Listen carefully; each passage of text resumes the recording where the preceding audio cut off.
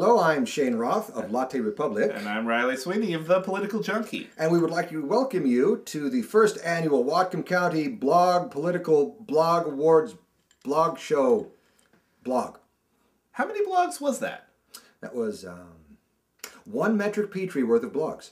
Anyway, so we are here presenting to you, the political savvy viewers, our choice of a handful of Golden Laptop Awards, or Lappies, in a variety of categories. We hope to make this an annual Whatcom County tradition, like Ski to Sea or Getting Frustrated Canadians. So, without further ado, let's get rolling. Our first category is the Dewey Dessler Beats Truman Award for the most surprising electoral result. Our contenders this year are Charter Schools Come From Behind win on the statewide level, Laura Ruderman's sudden collapse in the primary after her mother's super PAC spent several $1,000s on her. Which my mom spent several $1,000s on me. And Deborah Garrett's victory over David Grant for Superior Court Justice. And our winner is Deborah Garrett. That's right. Deborah, the democratically endorsed educated candidate, beat longtime resident David Grant, even racking up a rather impressive vote total in Linden. Well done. Our next category is the Boehner Tears Award, which is given to the best conservative freakout of the year. We had a lot of choices this year. But we narrowed it down to 3 contenders. First, the collective outrage scream that erupted from the conservative media when Justice Roberts ruled in favor of Obamacare. Curse you for acknowledging the Commerce Clause, Mr. Roberts. Constitution. Second, Patty Brooks of KGMI for her call for armed insurrection the day after Barack Obama was reelected. If I may read a quote from that day's broadcast, quote, "We have to let progressive Marxism die," unquote. Well, it wouldn't be a Tea Party without a little bitterness, would it? And finally, David D. Wolf, a Catholic law teacher at Gonzaga University, said to the Seattle Times in response to Washington legalizing marriage equality this year, "The impulse here is a kind of, well, selfish, me-oriented way of not wanting to think about the impacts of my behavior that might have on society. In my mind, this is an unhappy reversion to a pagan understanding of ourselves and society." How dare those gays and lesbians be so selfish as to want to marry each other. Outrageous. Indeed. And the winner is... Envelope, please. Fake envelope here. Fake envelope. Patty Brooks! Patty! Good to know that Whatcom County's own Sarah Palin can always be relied upon to deliver comedy gold. Our next 2 awards are connected. They are the most overreported and most underreported stories this year. There aren't any runners-up. We just cut straight to the chase. First, the most overreported story. Wait. Before we get into that, I could have sworn I just got a text from Power Past Coal. They say there's going to be some sort of coal port in town. Oh, really? Let me take a look at the Bellingham Herald's website. Here, it's been, what, 20 hours since I last read about it? Oh, is there a copy of the Cascadia Weekly? Oh, here you go. Yeah, there we go. Hey, I think that there was something about this in my mail. There was a mailer here from Alliance for Northwest Jobs. Yeah, they were. There's a coal port being proposed. I'm pretty sure. I was unaware of that fact. Let's check the social media first. Social media. Check out Twitter first. Twitter. Okay. Okay, it's hold on. 28 tweets so far about telling SSM to go take a long walk off a short dock. Okay. And Alt-Tab, please. Facebook. 33 Facebook comments urging SSA Marine to build a long dock so they can take a short construction job. Yeah, the rhyme scheme's all off, but it's got a hashtag. A hashtag? Really? Hashtag. What would you tweet that under? Hashtag beating a dead horse? Sure. All right. What about the underreported story? Well, the underreported story, that, my friend, is a tale of a pile of toxic chemicals called dioxin, situated just north of Boulevard Park, hidden under a protective layer of 1 normal-sized tarp. Yes, this deadly chemicals are there. How deadly would you say these chemicals are? How deadly. Okay, remember Raiders of the Lost Ark? Yeah, I love that film. Last scene. Okay. Remember the creepy German guy with the glasses? Yeah. Yeah, remember what happened to him at the end of the movie? Oh. Right. Well, where can I find out more about this underreported story? Well, I would go to Latte Republic or Northwest Citizen to find out more about Mount Dioxin.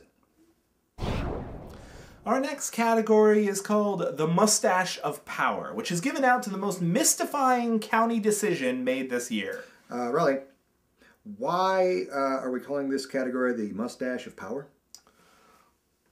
I have no idea, Shane. I only think it's appropriate that we collaborate and communicate on this category for our viewers.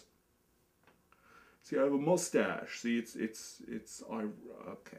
So, our contenders in this category are Sam Crawford, for his votes after years of trying to break up Medic One, our countywide emergency medical services, suddenly had a wholehearted conversion and voted to endorse the program. yeah, seriously, I got whiplash on that one.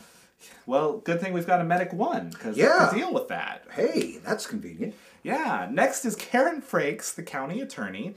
She gets nominated for this category for advising the council not to speak publicly about the largest public works project we've seen in 2 decades. What project? Surely there would have been some media coverage on such a... No, we already did that joke. Oh, /tag callback humor.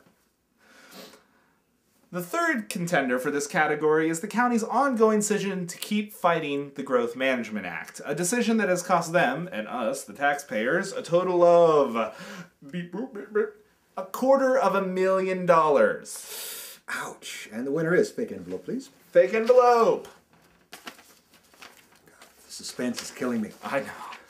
Defending the Growth Management Act. Woo! Dollar for dollar, the most mystifying decision the county has made in 2012. I want my money back. Me too.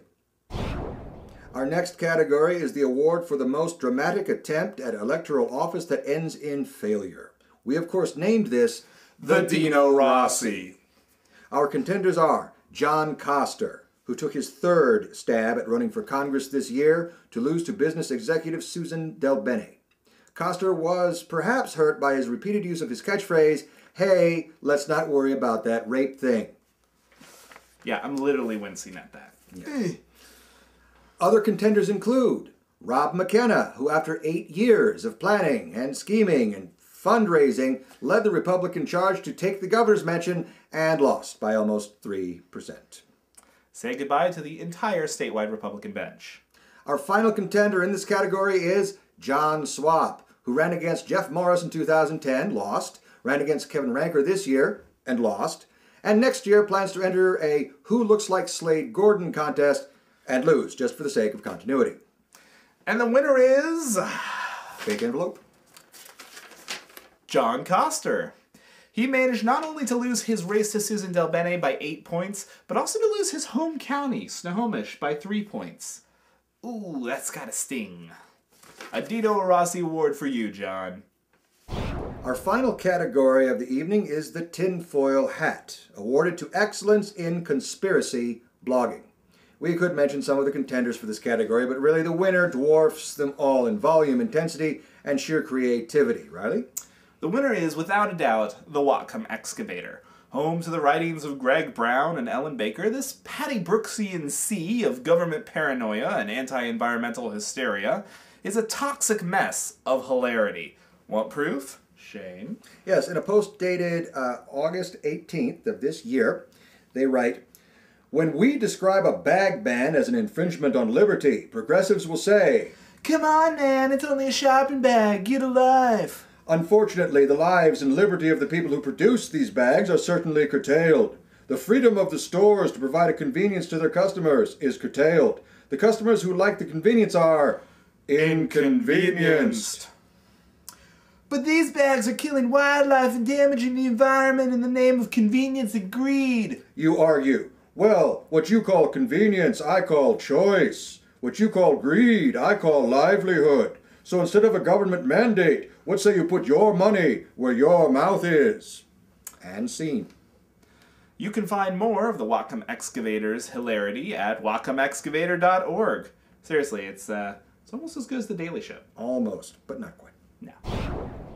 Well, folks, that's it for the first annual Whatcom County Blog Political Blog Awards blog show blog. If you enjoyed this video, please share it on your Facebook page or Twitter account, email it to your friends, or play it as a soothing lullaby to your impressionable young child.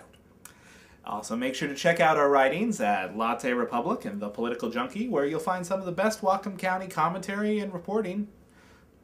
With that, I'm Riley Sweeney. And I'm Shane Roth. And this has been the 2012 Golden Laptop Awards. All right. That felt good. Wow. Okay, we're good.